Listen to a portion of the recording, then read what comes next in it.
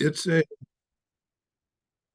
text itself is on a profound text that was written by Nagarjuna long ago. Oh, here we go. Ah, the computer got rid of all of my files.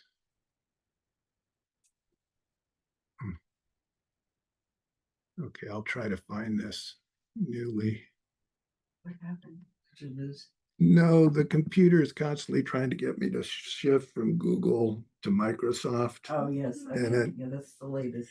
Every once in a while, it boots off all the things I prepare so that it can try to convince me to switch from Google. Okay, let's see. Here's the English. Can everybody see it? And so I'll just read the English of where we left off. What arises dependent on this and that is not intrinsically created. How can you call the intrinsically uncreated created? So that's where we left off. Nagarjuna is getting into the emptiness of cause and effect. These teachings are usually not taught to people when they first enter Buddhism, and there's a reason for that. When Buddha began teaching, here's the Tibetan version of it. When Buddha began teaching, he knew that people who were just entering the teachings could not access them properly if he started with where he was. He had realized emptiness and he had rid himself of his own afflictions. He had gained peace. And the way he gained the peace is through the very subject that Nagarjuna is teaching. However, remember, I don't know if any of you study Buddhism, but what did Buddha do when he became enlightened? He sat in the forest and he thought to himself, I think what I've realized is too profound. I don't think anybody will be able to understand this, so I'm just going to abide here in the forest. And then, according to legend, Brahma appeared before him, the god Brahma, offered him the world. And that's why we start with the mandala offering. It's to reminisce that occasion. And then Brahma said, there are some with just a little dust in their eyes. It would be good if you turned the wheel of Dharma for them. And so does anybody remember what Buddha's first teaching was? Anila, yeah. Oh, no, I was trying to say Four Noble The Truths. Four Noble Truths, exactly. But was that before or after the woman offered him milk? The offering of the porridge happened before he became enlightened. That's what I thought. What had happened when he renounced his kingdom, he first went into the forest and he started following the ascetics in the forest. And there were 5 of them. And he became the best ascetic around. I don't know if any of you have seen the pictures of him during those years, but he was like skin and bones sitting under a tree. And this woman offered him the porridge, and he realized that asceticism was not going to liberate him. It wasn't going to do what he needed to do to get free of suffering. So he ate the porridge to sustain his health.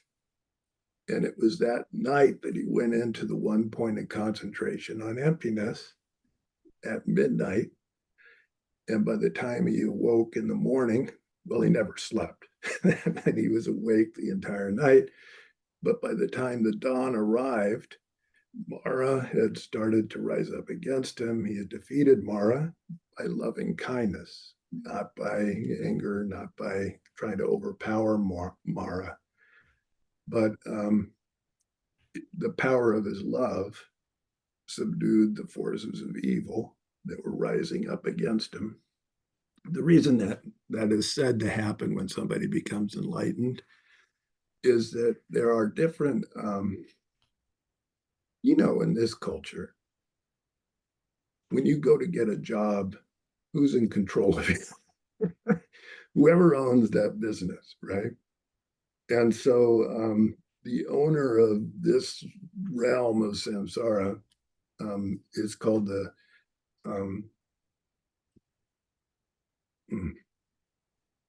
translation is the divine youth demon, and Garab in this world system. And it said that he's very possessive. He doesn't want anybody to leave his domain. And so when somebody starts to get close to liberation, he'll rise up against them to try to dissuade them. And that's who came to visit Buddha on that night that he was in the one-pointed meditation on emptiness. It is said that he directly saw the Four Truths.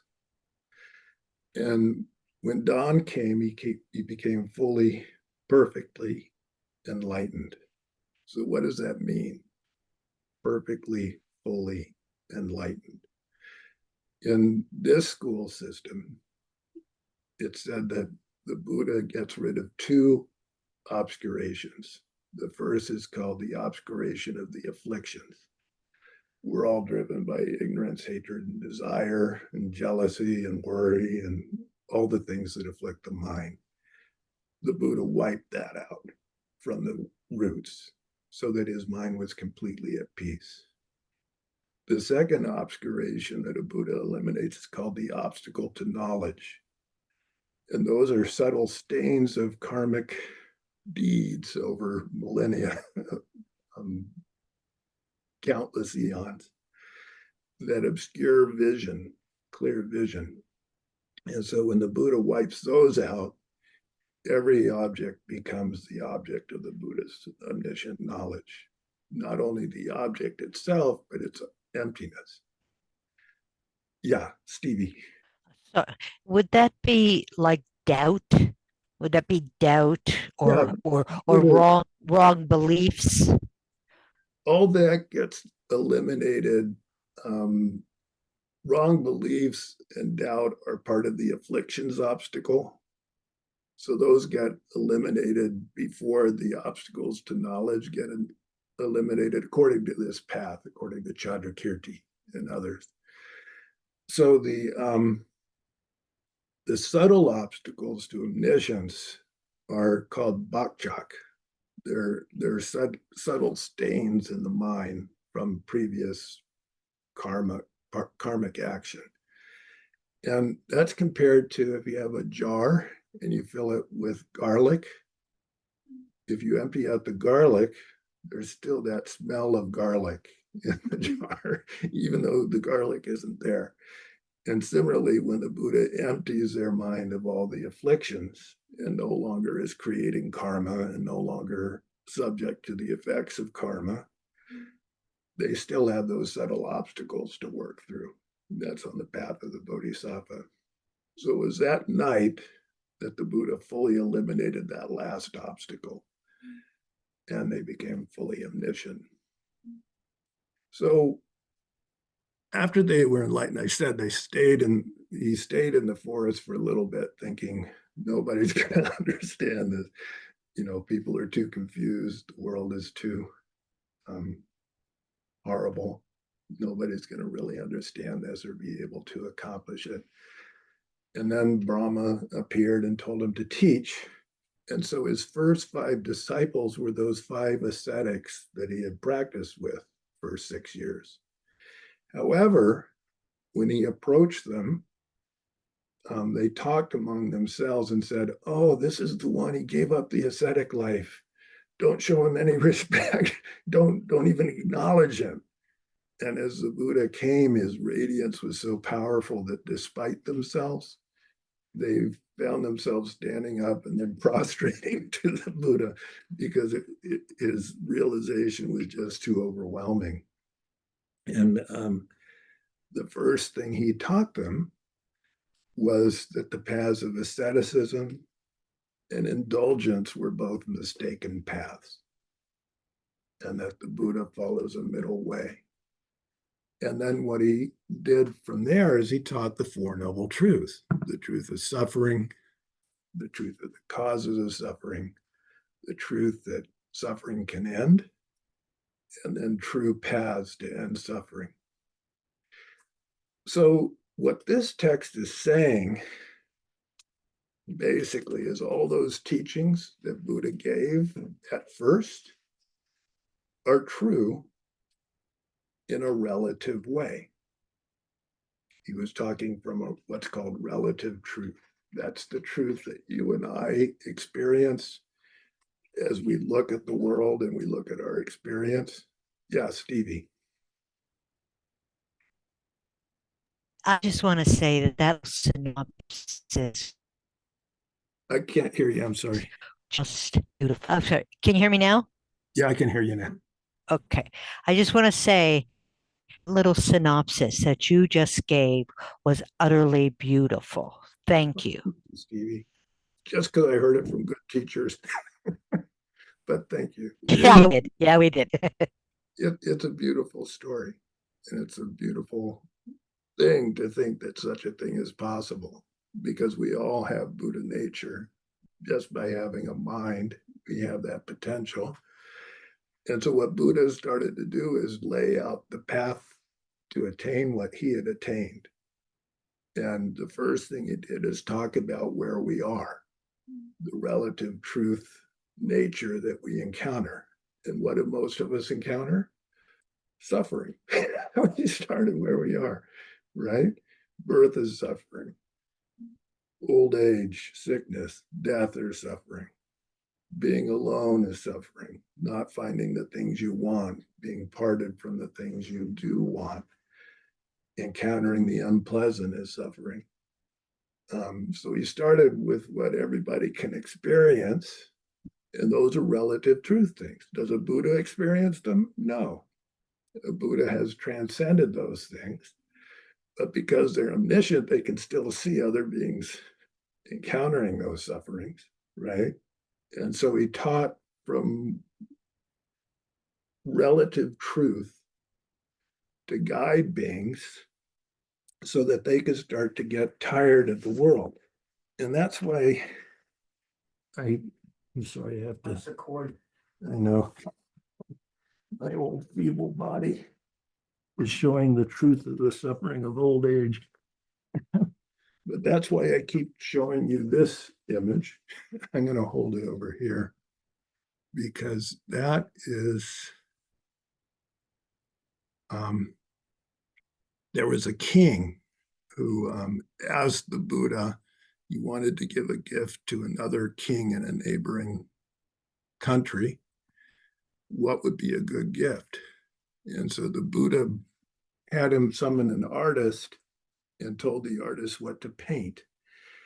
And he painted this image, which might look kind of horrifying. You'll see it outside most Buddhist temples or outside the doorway of most Buddhist temples.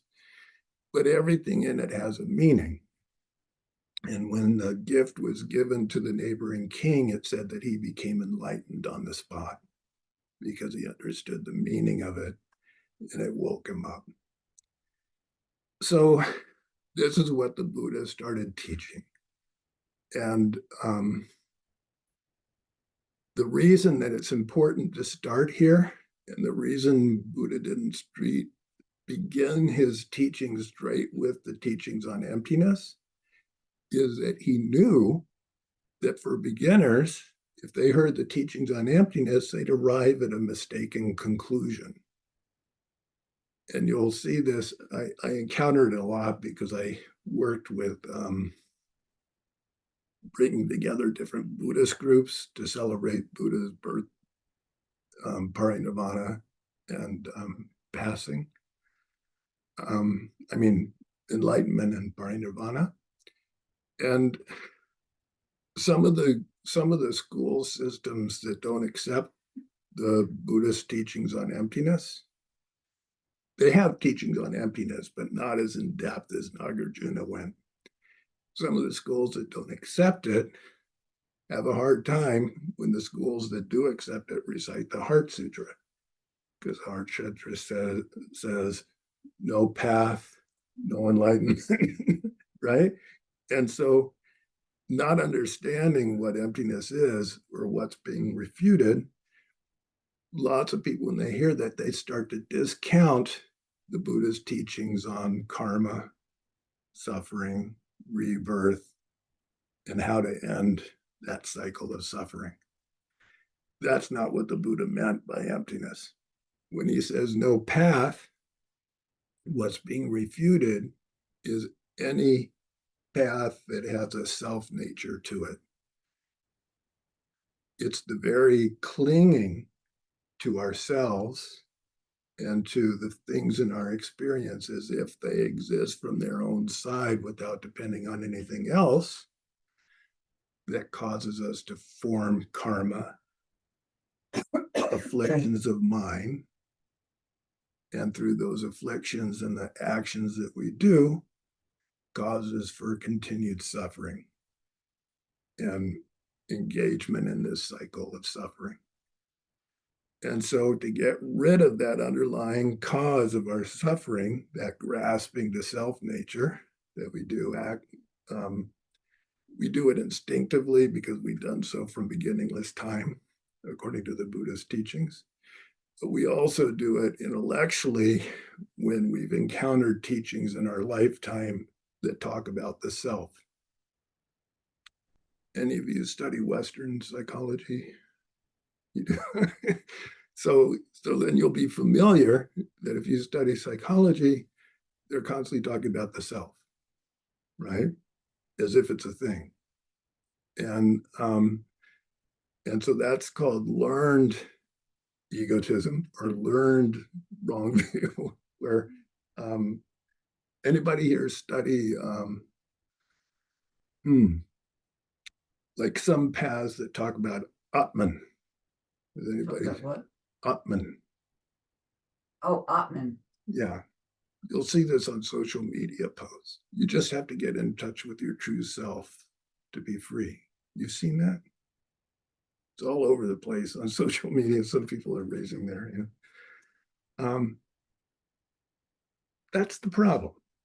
Buddha taught Anatman, that when you look into the underpinnings that we hold to as ourselves, what you'll find is that's a mental construct. That's something imputed by mind, but there's nothing really there. And so that in this image, that concept is represented in the very center of the wheel. There's a pig. He's got a snake and a rooster coming out of his mouth. That pig, we talked about this last time. It's also represented in what are called the 12 nidanas, the 12 links of dependent origination. And this is on the outer rim of this wheel, and it's represented by a blind man with a staff. And that's right here. So that's the cause of suffering right there. That's the main cause of our suffering. Buddha delineated two types of that ignorance. One is relative ignorance. That's the ignorance that doesn't know cause and effect, that doesn't understand that when we create actions with our mind, with our speech, with our body, and we're under the influence of ignorance, afflictions like desire, hatred, jealousy, other afflictions of mind, those karmic seeds stay with our continuum and start to shape what we become and what we experience. It takes a long time. Last time we went through how that karmic seed ripens through these 12 links, right? It takes 2 lifetimes at least. But we're creating those karmic seeds all the time. And it's compared to a blind man stumbling in the dark because we don't know what creates what. We don't know what's going to produce suffering, what's going to produce happiness. And like that blind man, we wander through existence. The next link is the man making pots out of clay. Yeah, they have this image. Oh, okay. Sharon was wondering if you could see the same image. I'm holding it up over here. I put my phone upstairs. Yeah. So that second link of the man making pots, clay can be shaped into any form. It can be shaped into a pot, be shaped into an animal, be shaped into a deity. Similarly, the nature of our mind, because it has no self nature to it, can be shaped into anything, right? And it's karmic deeds that shape it into what it becomes. When our mind associates with anger again and again, it makes it hideous. And the karmic seeds that come from that will create really tough suffering. When our minds associate with desire all the time, and we're always craving, that binds us further and further.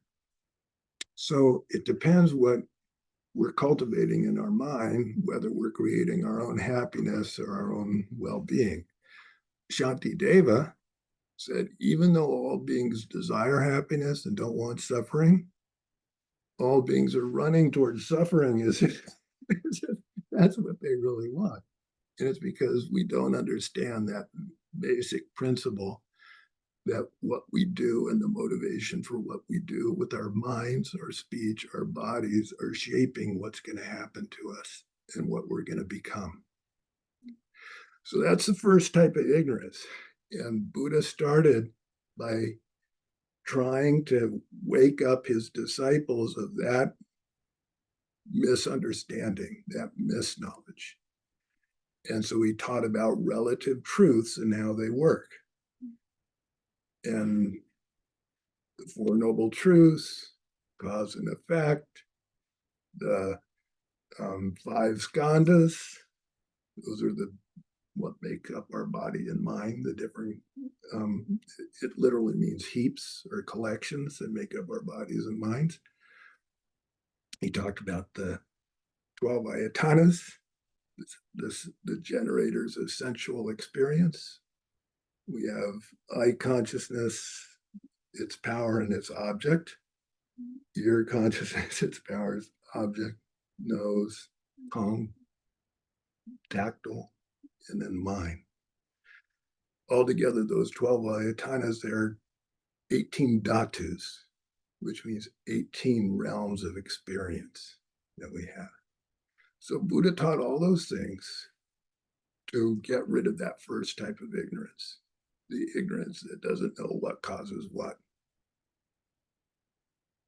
For beings who are evolved, who get to the point where they truly want to be free of this cycle of existence and they want to transcend it, and beings who are even evolved further, who recognize just like I'm trapped in this cycle of suffering, so are all beings. Through all our countless previous lifetimes, they've all been my mom. They've taken care of me the way whoever raised me in this life took care of me, right? They've helped me again and again and again. Now they are blind, crazed by the afflictions, wandering towards the precipice of lower rebirth. I, their child, am there. I could help them. If I don't help them, who will? How shameful. If I now have eyes to see, right? And I have some sanity and I can guide them. If I abandon them, that's horrible. So beings who are evolved to that perspective then take the next step on the path, which is it's up to me. I'm their child. They're my moms, right? I will personally take on the responsibility to bring each and every being to a state of safety, peace, happiness beyond sorrow. That's my job. When you generate that attitude, you become a bodhisattva. So at that level, beings are fairly well evolved on the path. And for beings at that level, Buddhist teachings start to focus on the second type of ignorance. This is the ignorance that actually blocks us from a cessation of our suffering, and it blocks us from full enlightenment. It's called Jiten Gita, which means the view of the perishables. So we have these, I mentioned aggregates. We have all the different things that go into our bodies, the digestive system, cardiovascular system, nervous system, pulmonary system, right? All these systems, they all have organs and subcomponents. And if you break it down, molecules, atoms, subatomic particles. So it's a lot. Nowhere in that is there a me, right? Nowhere in it can we find, like in my case, Wilson. This aging set of aggregates is soon gonna leave me. And so if I place my identity on this body, I'm gonna be really upset when it betrays me and I have to leave it, right? So this ignorance clings to the body as if it constitutes a me and mine. This is my body, right? And it does the same thing with feelings of pleasure, pain, indifference. It does the same thing with conceptual designations. It does the same thing with impulses, good and bad. It does the same thing with perception, sensory perception and mental perception. It claims them all as constituting a self. That self is the view of perishables. What are the perishables? Everything it claims it owns. everything the self says is me is perishing moment to moment. It has no self nature to it. It's like grasping at space. That part of us that constantly construes and concocts a true self in the aggregates. That is the ultimate source of our pain. And that's the second type of ignorance that's represented by pig. The pig, he gobbles up whatever it sees, right? Similarly, that part of us that thinks of ourselves as a self is constantly taking whatever it sees as, that's me, that's mine, right? Unless it's bad, then it's the opposite. I hate that, get that away from me, or it's indifferent. Okay, so that's where we are in the text. And Nagarjuna, up to this point, has been going through all of these different components of the wheel of life and describing them. Yes, Anila. Thank you. I was wondering, so are there two graspings, like you grasp at a self and then the self grasps at the aggregates?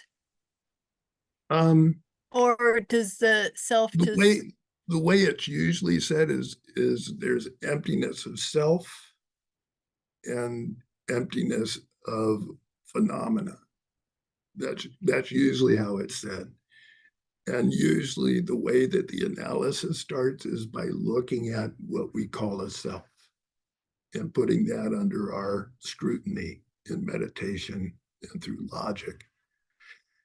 Once we see there's really, I feel like there's a self, but when I really analyze all the different parts of my being, I realize there's really not. Then lower schools of Buddhism stop there. And they say that the way you can get to nirvana is just by seeing the emptiness of that self that grasps to the heaps as if they constitute a true me. The higher schools of Buddhist philosophy say that's not enough. Let's say you see through that delusion that our aggregates constitute a self, but you still hold the aggregates as if they really exist.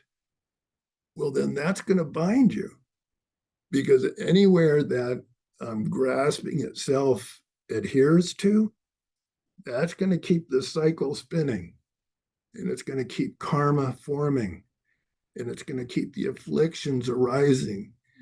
And so you not only have to see through the emptiness of self, but you have to see the emptiness of phenomena. And that's why Nagarjuna wrote this text. It was to refute those lower school systems that were only looking at the emptiness of the self of the five aggregates, and to try to say, you need to go further. You need to see deeper. Yes, Stevie. Is that the residual garlic odor? It's actually less subtle than that. The residual garlic odor is that's much more subtle. Those obstacles to omniscience. These obstacles, Chandrakirti included in the affliction obstacle, where you hold anything, whether it's self or phenomena, as having self nature. He would include that as an affliction that keeps the wheel spinning. So maybe it's like the jar of garlic, the garlic in the jar, and then Yes. the odor of garlic. Yeah, it's Just like the garlic itself. That's right. Get rid of. Thank you. All right, so I wanted to give some background for there's another person who's new who just joined today, and so I wanted to give a little bit of background so you kind of know what we're going to be talking about in this verse. I think it's always appreciated by even those of us who have been hanging out with you for far too long. I know those of you who've gotten used to my ways. All right. All right, so the Tibetan for this verse 19, De Dong, De Ten. Let me look at my notes on this. De Don De means this and that. This is referring to all the things within us. That is referring to everything outside of us, right? So I mentioned the five aggregates. That's the first this. And the second day is like the world and everything in the world. So day on day, Dengang Jung means whatever we would see as this or that depends. It depends. It comes into existence through something. And usually Chandrakirti uses the example of a flower and a seed, right? Where does a flower come from? It comes from a seed. Well, how does it get from the seed to the flower? Well, you need to plant it, you need soil, you need moisture, you need warmth, right? So that flower came from that seed. So let's say the flower comes out. Where is the seed?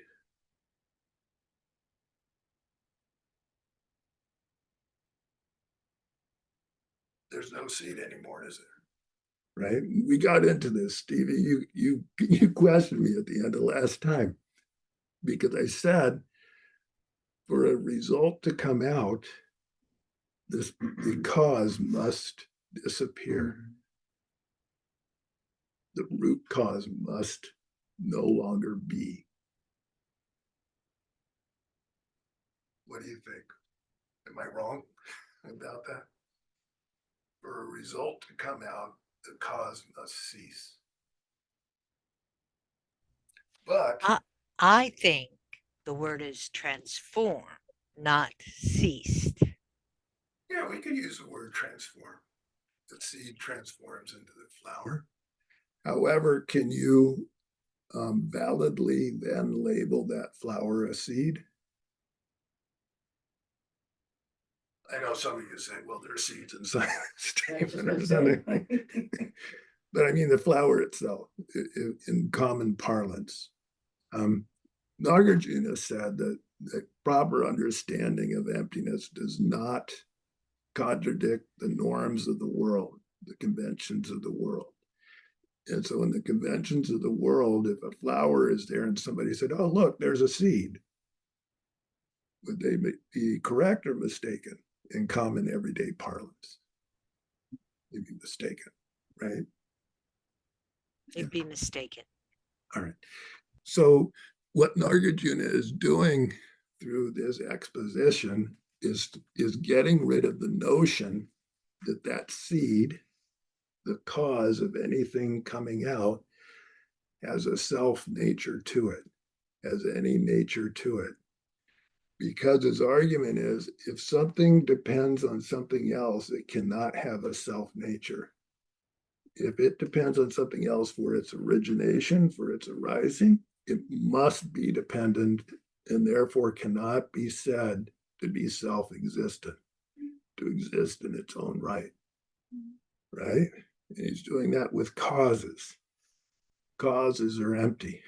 He's getting into what are called the nantargosum, which means the three doors of liberation, of thorough liberation.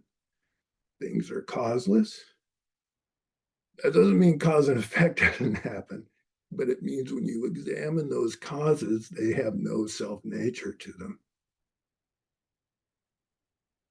Things are without inherent effects. That flower does not exist on its own. It came through causes and conditions and has no self-nature. It doesn't stay at all. It's constantly changing moment by moment. As soon as it blooms, it's decaying, right? All phenomena are without self-nature. And so those are the three doors of liberation. And he's really focusing in on empty causes in this verse. So I'm going to go on in the verse. De dan de tengang jung de, that which arises on this and that arise dependently. Ronging or gemayen. Its nature. So if you say that, let's take the seed. If you say that seed has a nature, Nagarjuna is saying it's not born.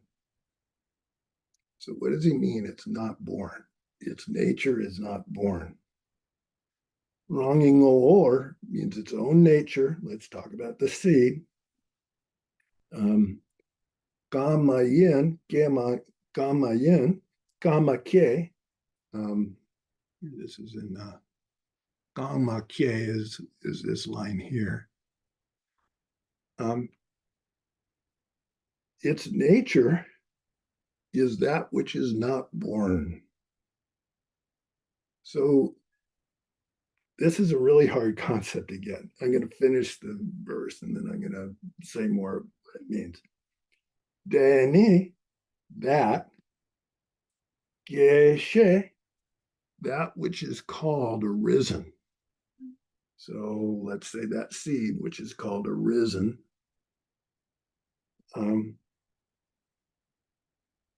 Jika means how can you talk about it as arisen? All right, so actually maybe this is easier to talk about the flower. So the flower has arisen from the seed and the soil and the moisture in a relative way, right? That which has arisen from dependence on different causes and conditions, how can you talk about it having its own nature? You can't. It can't have its own nature if it arose from different causes and conditions.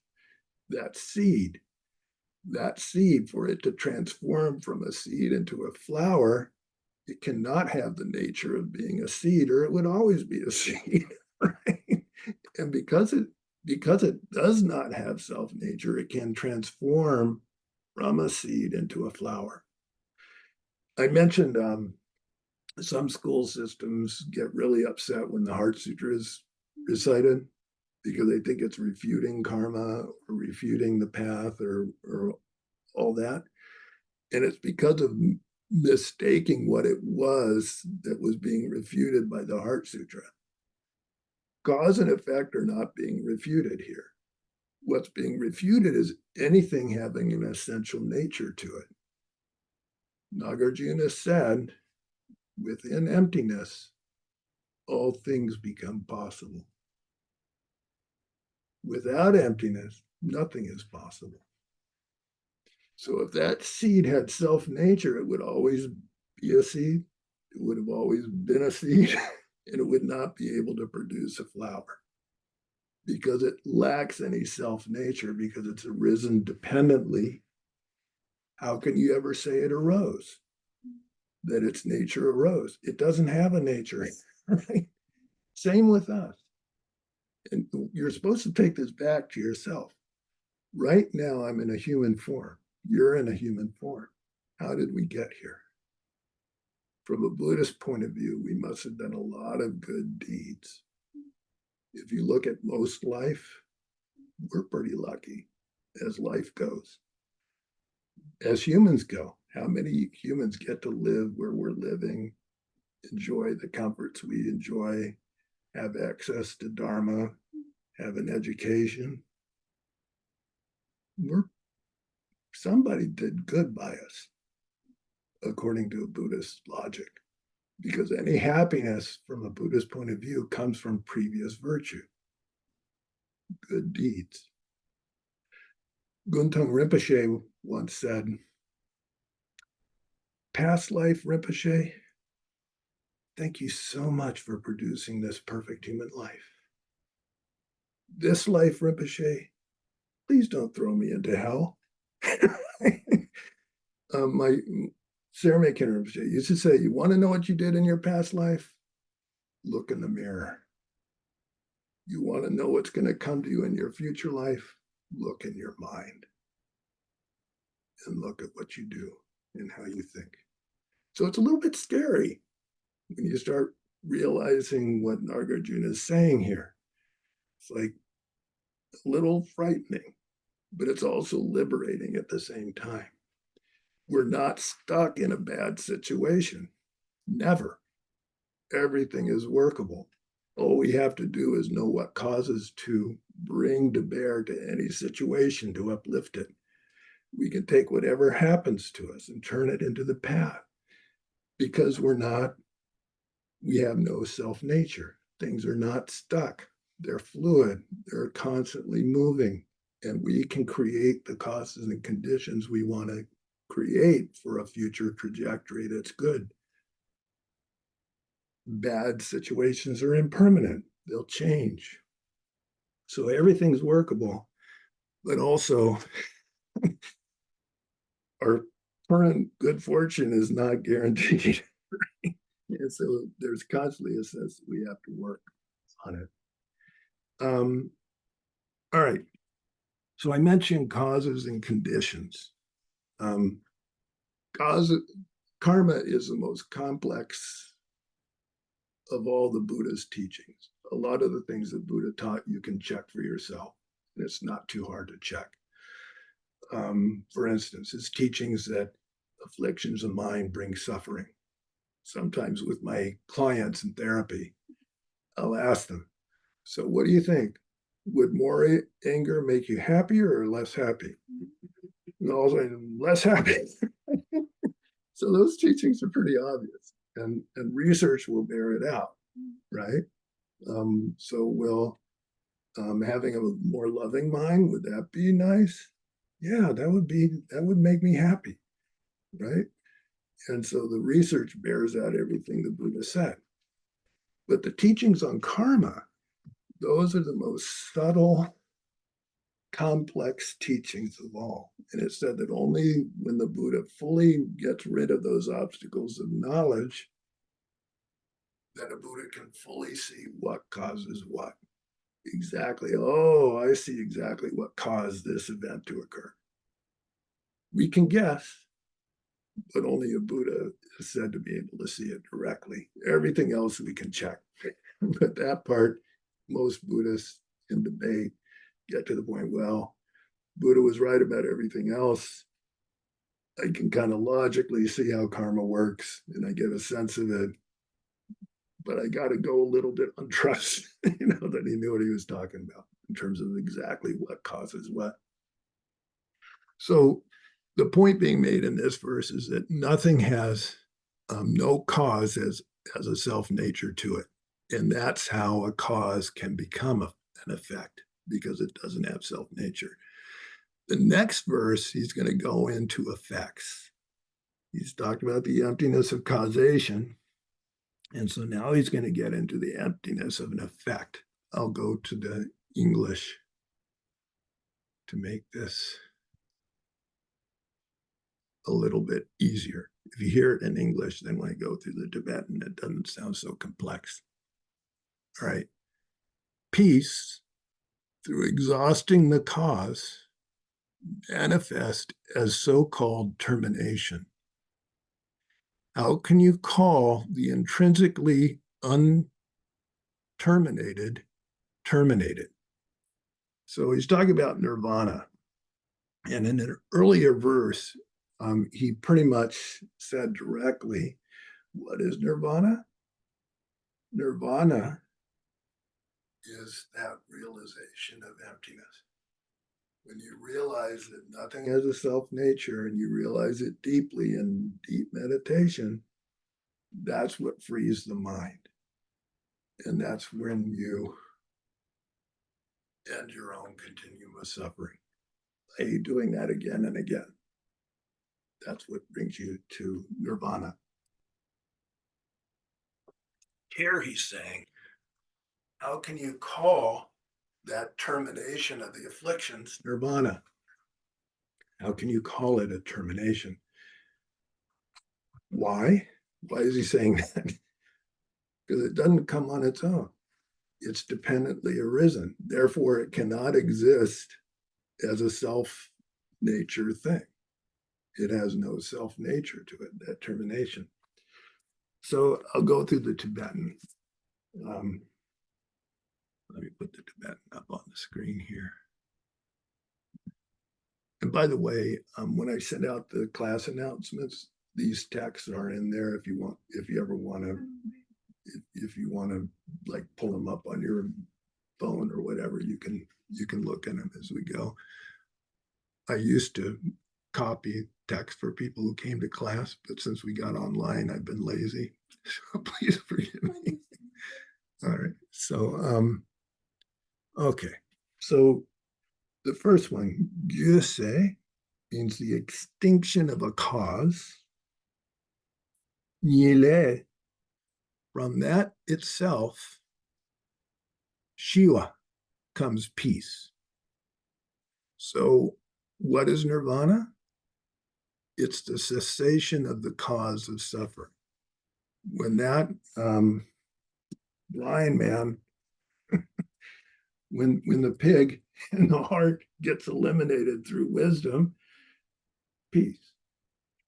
The cause of this whole wheel breaks down. The cause of all the suffering stops. Right? So that's this first part. Seche Jawa Topate. So it's thus called cessation or termination or extinction. That's what Buddha called it in the third noble truth. right? There's the cessation, there's suffering, there's the cause of suffering, and there's the cessation of suffering. Called that nibbana in Pali, or nirvana in Sanskrit. Rongshingi, um, Rongshingi is talking about that nirvana having a nature or a self nature to it. Rongshingi, kamase, that which is not extinct, its nature, dela, to that thing. How could you call that extinction? Seche. Chike, how could you describe that as cessation?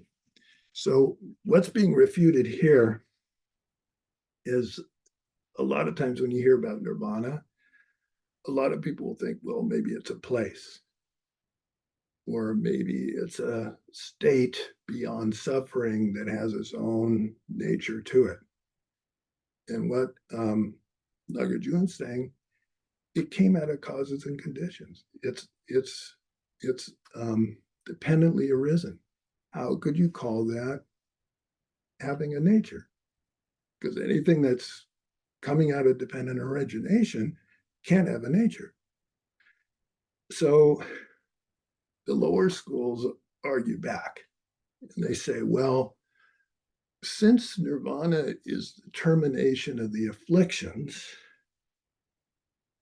how could you say that it is caused? Because it's just the absence of something. So how can you cause that? How can you call that a cause thing? Right? And this is where Stevie Chandrakirti argues back. Well, how can you say anything is caused? Anything that occurs, because a cause disappears by the time its effect comes out, right? So this moment in time, right now, the past is gone. It's hard to think about, but nothing of the past exists anymore. Now, in this moment, that moment I just spoke of is gone. Right? The future hasn't come, right? And so we talk about, for instance, somebody starving to death. The absence of food, we would say, caused their death, right? And so that way we can talk about things that are not there being a causal thing, right? And so that's Chandrakirti's counter argument. So then Chandrakirti brings up the image of a lantern. You know, a lantern, you have a glass that houses the flame and prevents it from being blown out. You have a wick. If it's an oil lantern, you have oil, right?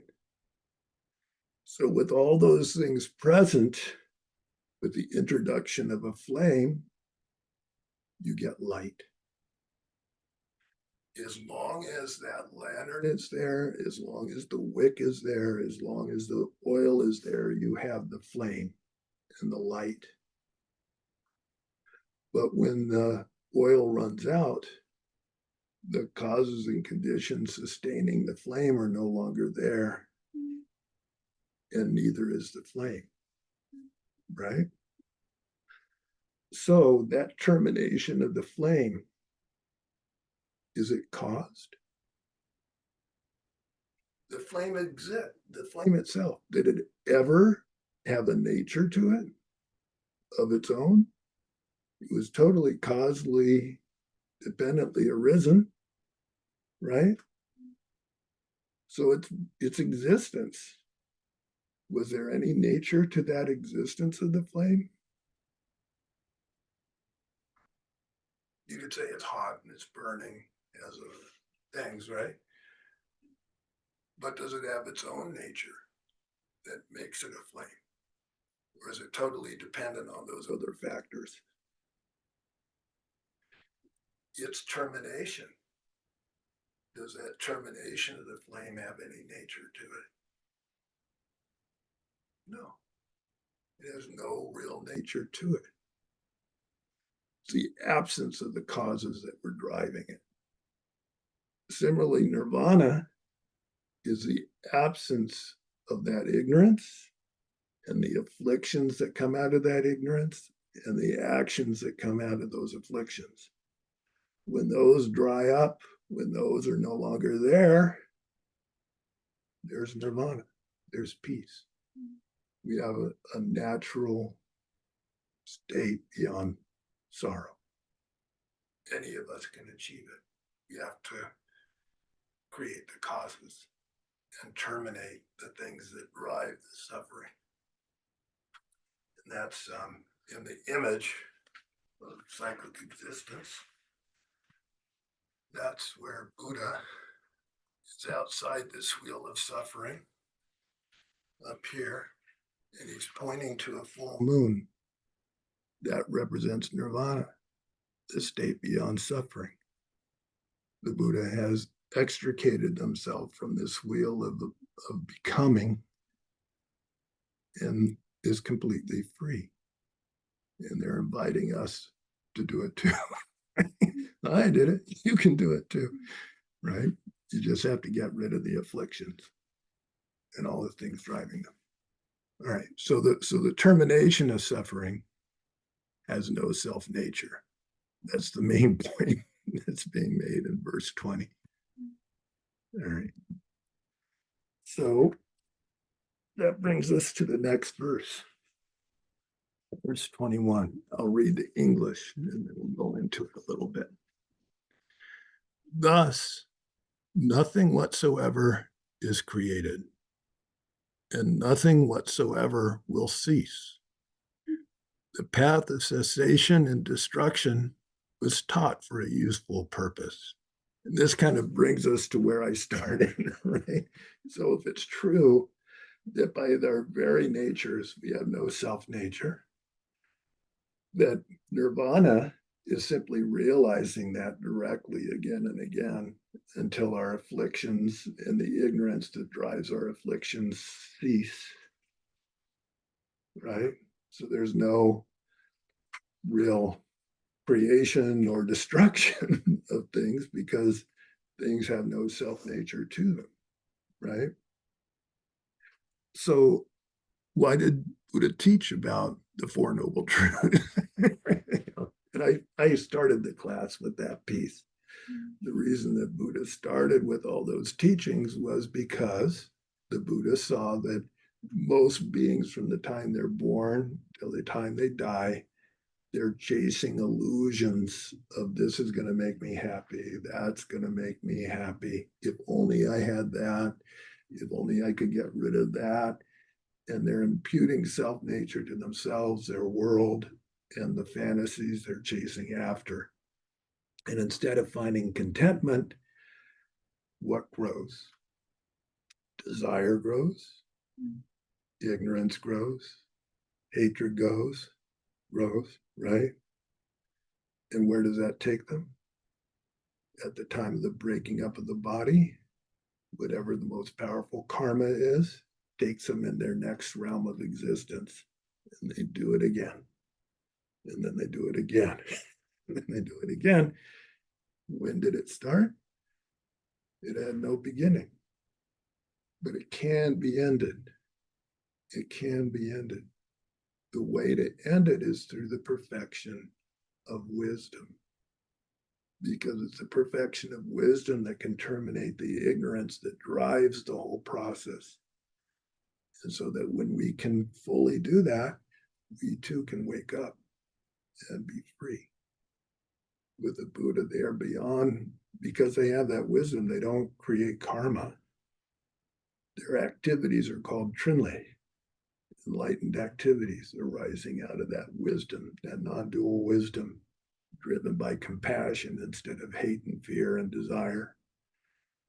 And so that can be us if we want to. So anyway, like that, nothing whatsoever is created. That's, again, this is why you had to hear the preamble. That doesn't mean that a seed doesn't create a flower. Just what you have to do in this level of understanding, you have to realize there are two truths that are being talked about. One truth is the truth of relative phenomena that we can all see and encounter. The other truth is the ultimate nature of things, that they don't exist on their own, right? Anything that is produced must depend on something else, including us and everything about us. So there's no essential nature to samsara or nirvana. That's the ultimate truth. Everything else is relative truth, right? And so here it's talking about ultimate truth. There is nothing whatsoever created, nothing whatsoever will cease. The path of creation and destruction was taught for a useful purpose. The path of cessation and destruction was taught by the Buddha to mature beings to the point that they could understand what Nagarjuna is trying to tell us in these 60 verses. So I'm going to shift over to the Tibetan. There's a little bit of commentary to this that you might like to hear. Okay, so Datar like that. Xiang Kiewa Me. And so that means like that. Jiang means nothing.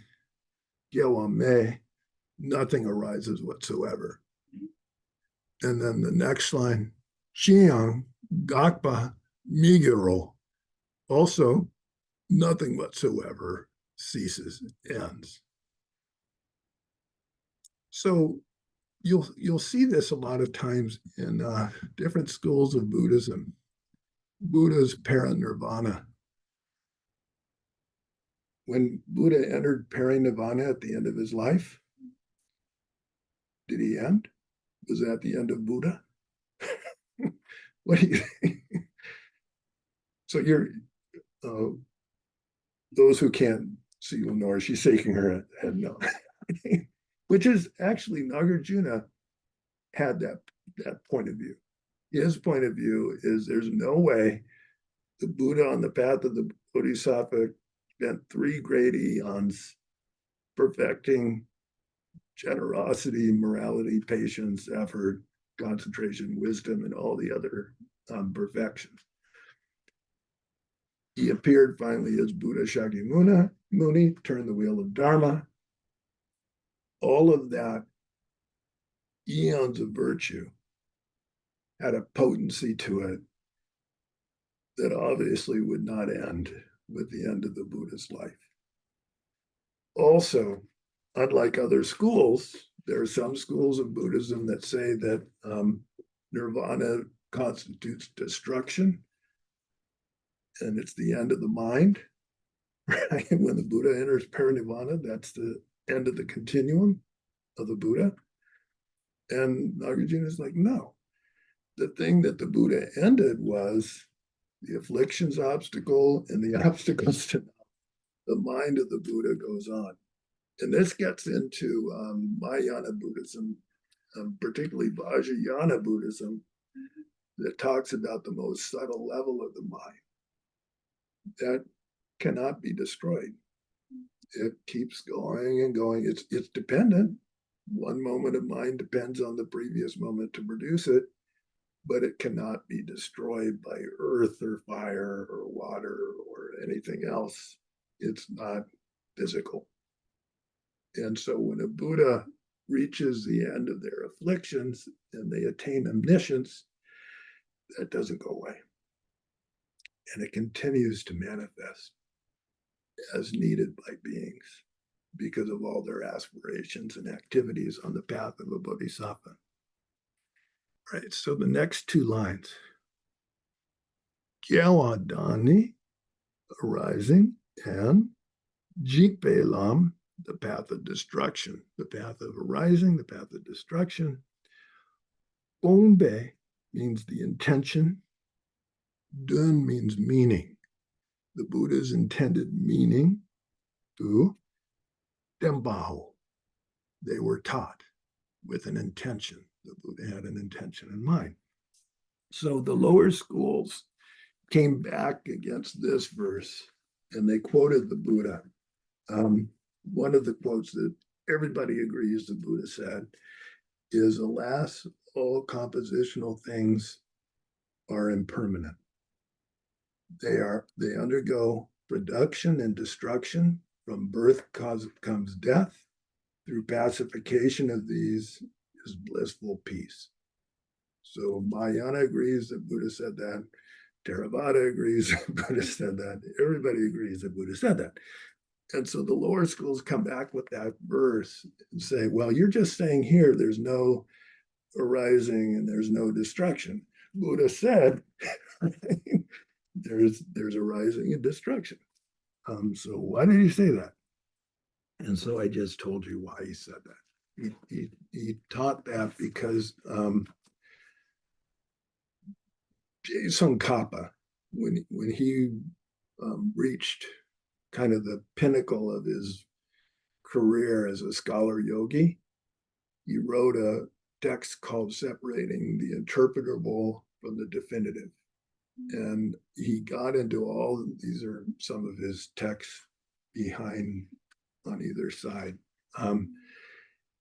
A great group of scholars and yogis and monks and nuns came to him, and he spent days going through scriptures and pointing out which parts of the scriptures needed some interpretation and which parts of them were definitive and didn't need any interpretation.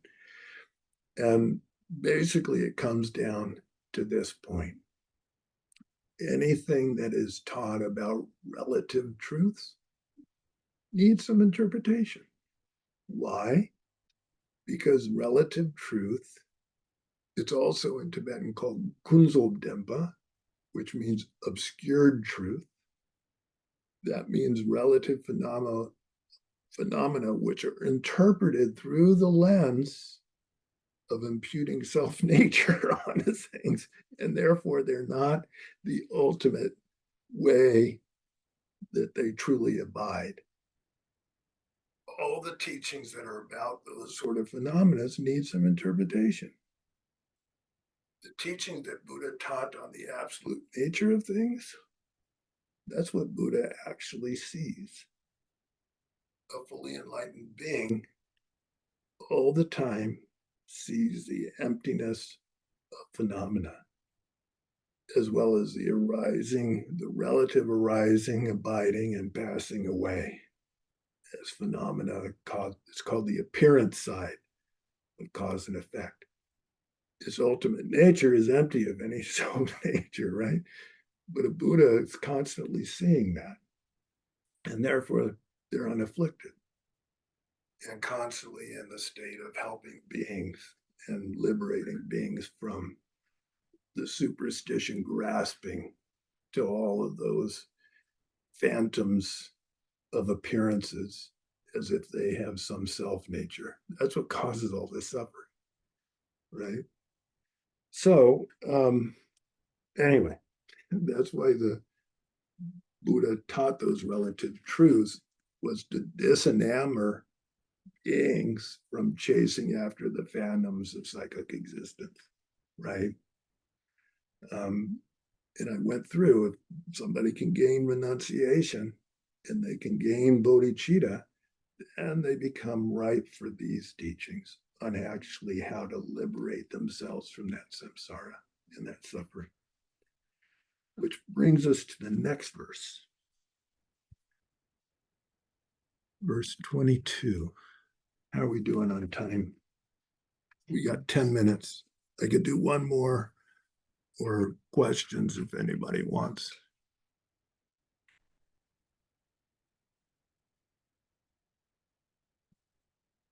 Okay.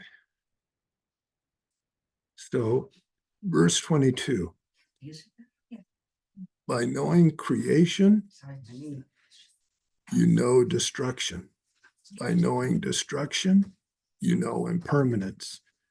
Through knowing how to enter impermanence, you eventually come to realize the truth. So this is why Buddha taught what he did. And I'll take it over to the Tibetan here. Verse 22. Okay. Gewa Shepa. Shepe means by knowing birth. Jikpa She, destruction. Anything that's born dies. We know that. We can see that in relative phenomena. Jikpa She. Jikpa Shepe, by knowing destruction, death, and impermanence. Mitak She, we realize impermanence. Mitak Nila, that impermanence itself to that. Jukchepe, by entering or engaging into understanding impermanence itself. Dampe Chikyang, the holy Dharma, it also, Topargir, we can realize the holy Dharma. And so in Arya Davis, 400 stanzas, is it 400 or 200 stanzas? I think it's 400 stanzas. He gets into this point in depth, that the royal road to understanding emptiness is to understand first subtle impermanence. And so we can see obvious impermanence, like when somebody dies, that's rough impermanence. But let's take me, for example. My body's getting old. Most of the hair is gone.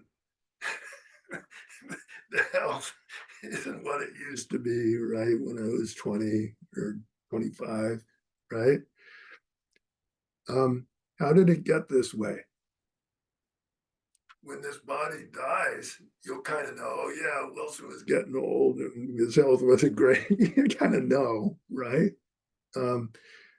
How did it get that way? It's because moment to moment, it's been decaying. It's said that the first moment of impermanence is as soon as we're conceived in the womb. As soon as that conception occurs, subtle impermanence locks in. And moment to moment, we're all in that state, because anything produced eventually will end, right? So that subtle impermanence we can't see. You can't see, you can look at me and say, hey, he's old, but you can't see me necessarily aging moment by moment as I'm talking, right? That is a hidden phenomena. But you can use your logic to know that there's subtle changes that must constantly be happening. As I said before, this moment right now means that the previous moment is now history, it's gone. And this moment is constantly having to disappear for the next moment to be produced. Moment to moment, it's changing. As I said, a cause, once a cause has produced its effect, that cause no longer is there. So any moment to occur, the previous moment must have died, must have gone. And that way, subtle impermanence is constantly happening, whether we can see it or not. It's there. It's said that the very nature of causation has impermanence and destruction built into it. It's a famous argument about the proof of the impermanence of sound. Does anybody know that proof?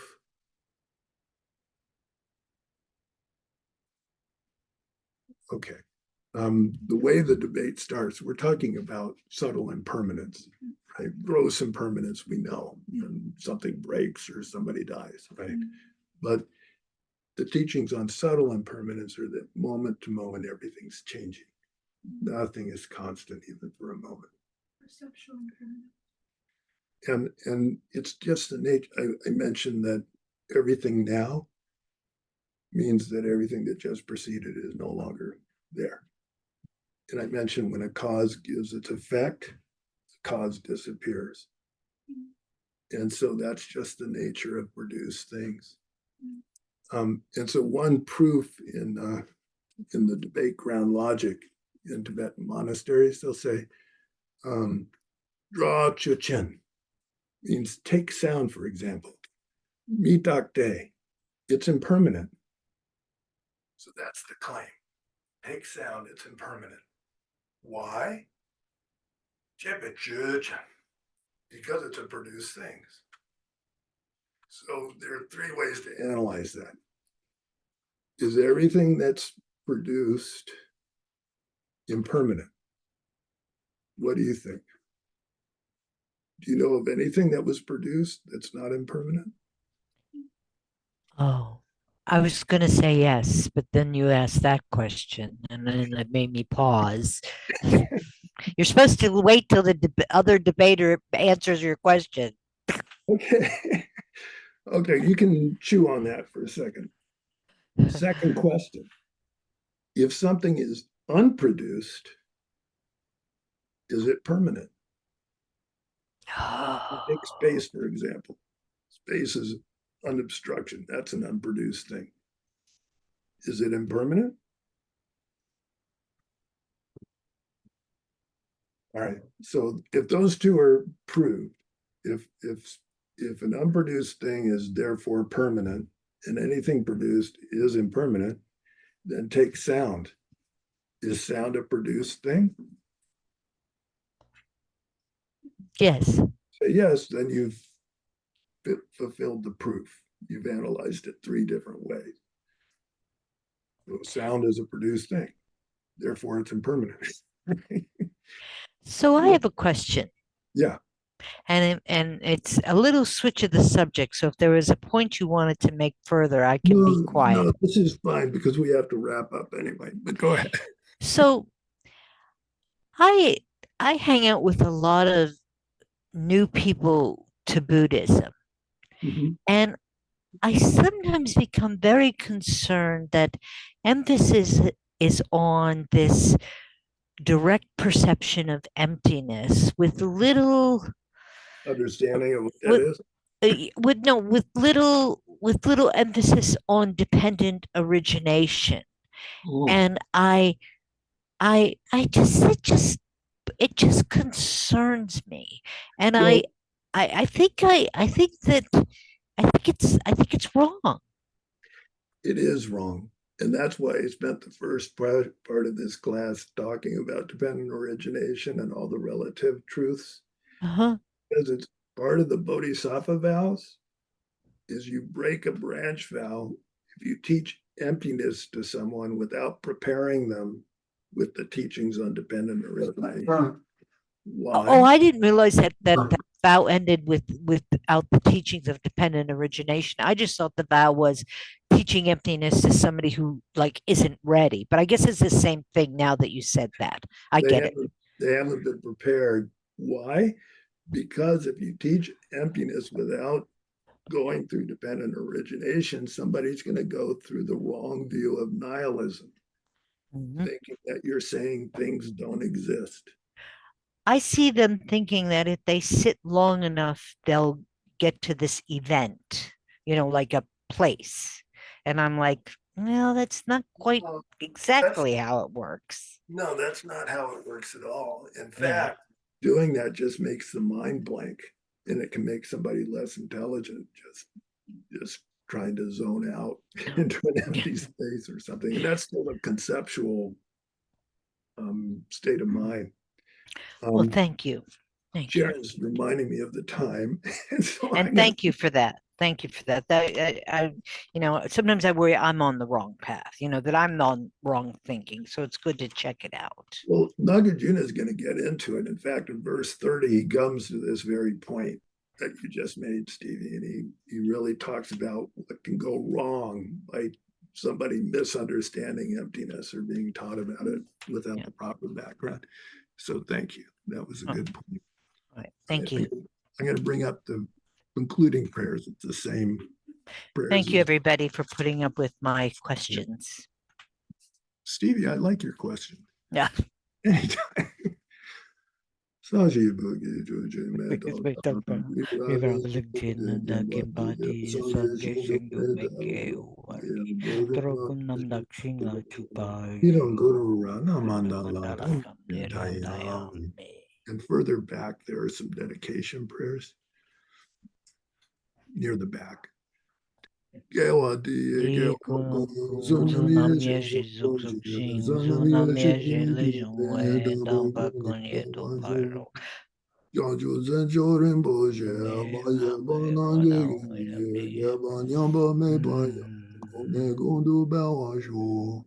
Kanri rawe goe shingande bendanda wa malu juwene genrezi wanden zengyazo ye shebe side bado dengyur chi.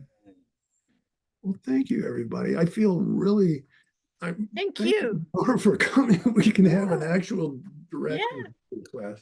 It's your So- first, what's that called when it's both? Yay. Hybrid. Hybrid. Hello. I Hi. don't know if they can see you now. I really enjoy listening to the question that you asked. Yeah. I agree. I think the questions make it a better class, more interesting class. All right, so I'm gonna stop the recording and then I'll send out the recording to anybody who wants to listen into it again and when we're gonna meet again.